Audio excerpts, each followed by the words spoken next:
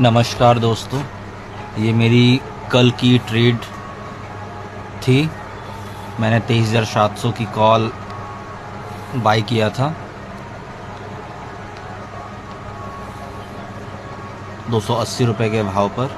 अच्छी खासी प्रॉफिट होने के बावजूद मुझे इससे लॉस में स्क्वायर ऑफ होना पड़ा। एक्चुअली मैंने इसे 280 पर पहले फर्स्ट लॉट बाई किया था। मैंने उधर प्रॉफिट भी बुक कर लिया था। उसके बाद मैंने हड़बड़ी दिखाई, लेक ऑफ पैशंस की वजह से मैंने एंट्री जल्दी ले ली और लॉस होने के बावजूद मैंने उसे एवरेज कर दिया, जिसके वजह से मुझे भारी